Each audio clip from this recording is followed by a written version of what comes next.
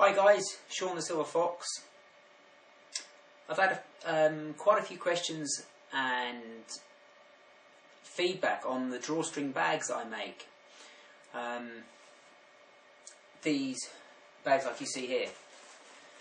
I have mentioned them on previous videos that I make them and how I make them, or where I source the leather from. But I thought I'd do a video exclusively on them. What I did, I went to a furniture supplier, you know, people who supply leather sofas and things like that, and I asked them whether they had any of their old sample books left, and they gave me a book, and there's about 30 odd pieces of leather in there. They saw the tags on the back. Okay, this is called a Pacienda in black. Okay, whatever this is, this leather. So I took it apart, and I've got all these swatches then, and they range in colour from lights through to darks and greens and blues and blacks and browns. And then what I do, taking a piece like this for example, I use like a small plate, and I just cut round the corners off, as you can see, just round the corners off like so. Okay. And I turn the bags inside out. Now if you look at this bag, okay, colour's pretty good. This is the inside of the leather. If I turn the bag the right way in,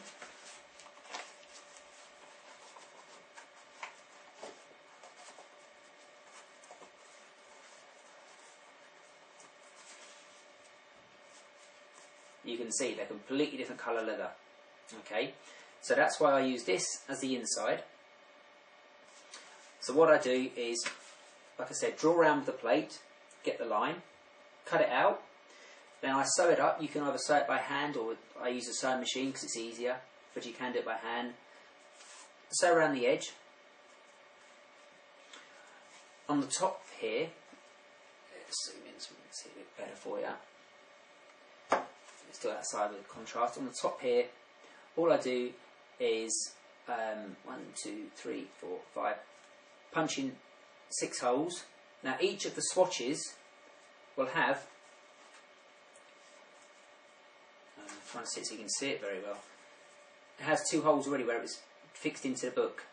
Okay, so just put 4 extra holes in the centre there.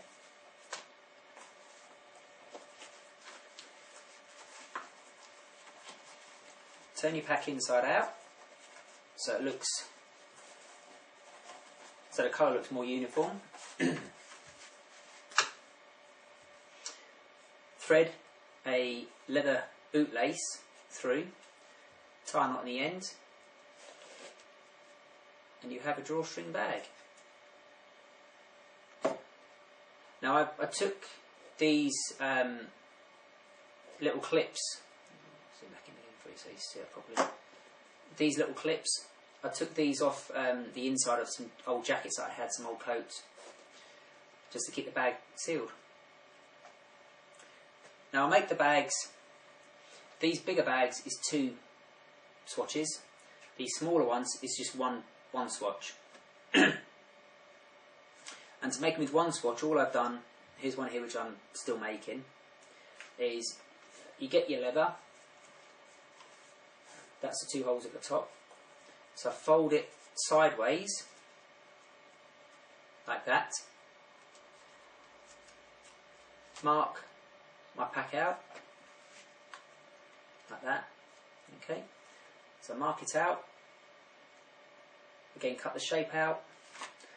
And then you can either sew down one side, like just this side here, and sew around the bottom, and leave this side if you want to, like when you make a folded over knife sheath, or you can fold down this side, which I have done on this pack. Turn it inside out again, put your holes in the top, and you've got yourself a smaller bag. And this is the size bag that I use for my tinder. Now once these have been used a while, they do become really soft and a lot better. And just to show you with this tinder bag, which I've used for a while, I haven't even used a bootlace. This string on this is a same piece of the same leather that I made the bag out of, the bit you cut off around the bottom, I've kept the length of it and threaded that through, so you don't even have to buy your leather bootlace if you don't wish to. And that's my bag of tinder. Now the same idea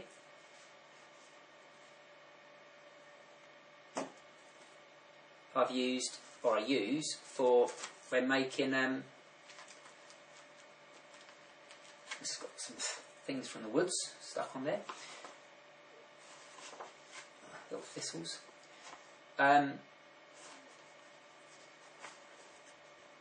These are this is a fox bag, and these are roadkill that I pick up.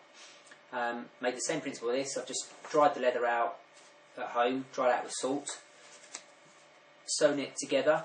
I sewed this by hand because I wanted to be able to pick the fur through, so you don't actually see any of the joins on the outside at all. You can't see any seams or anything.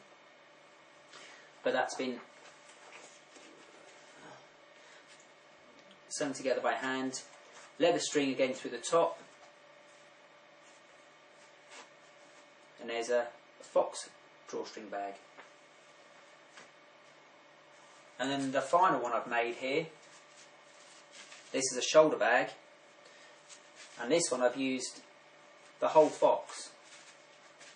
So this one has got the head of the fox here, complete with the head down to the nose and whiskers. It makes the flap or the lid for the bag, and then the inside of the fox, obviously it comes down its back and over, and this is where the tail would have been, but I took the tail off. And then all I've done on the sides is using again leather from these sample swatches. I've sewn a piece in either side to give it some depth, and there you have a very useful, practical, in my opinion very pretty shoulder bag.